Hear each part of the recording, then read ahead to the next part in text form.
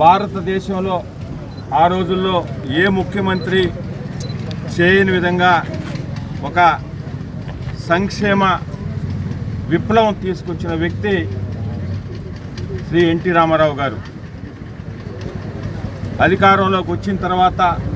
ఏదైతే మాట ఇచ్చారో ఆ మాట ప్రకారం ప్రతి పేదవాడికి కూడు గుడ్డ బట్ట ఉండాలన్న నినాదం ఇచ్చినారో ఆ నినాదం ప్రకారమే అధికారంలోకి వచ్చిన తర్వాత పేదలకు ₹2 కేజీ బియ్యం పథకం కానీ, అదేవిధంగా అప్పట్లో భారతదేశంలో ఎవరు ఇవ్వని విధంగా ఈ ఒక్క ఆంధ్రప్రదేశ్ రాష్ట్రంలో 2,20,000 ఇల్లు ఇచ్చిన ఘనత కూడా ఎన్టీ రామారావు గారిది.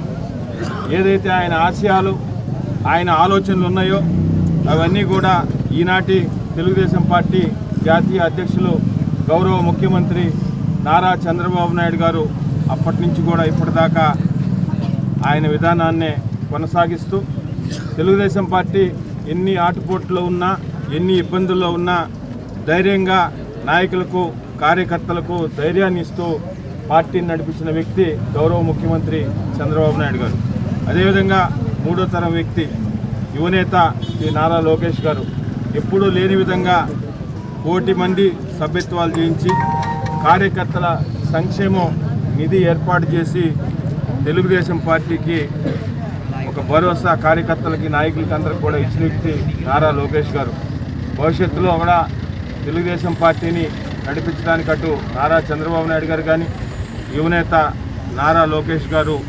ఈ రాష్ట్రంలో తెలుగుదేశం పార్టీ అధికారంలోకి రాబోయే రోజుల్లో వచ్చేదానికి కానీ కార్యకర్తలు నాయకులకి ధైర్యాన్ని ఇస్తూ ఎంతో ప్రోత్సాహాన్ని ఇస్తూ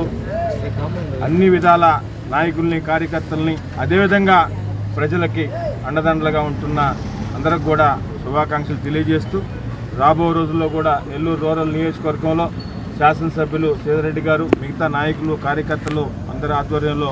తెలుగుదేశం పార్టీని మరింత బలోపేతం చేస్తామని తెలియజేస్తూ మరొక్కసారి తెలుగుదేశం పార్టీ ఆవిర్భావ రోజు సందర్భంగా ప్రతి ఒక్క తెలుగుదేశం పార్టీ నాయకులకు కార్యకర్తలకు శుభాకాంక్షలు, శుభాభినందనలు.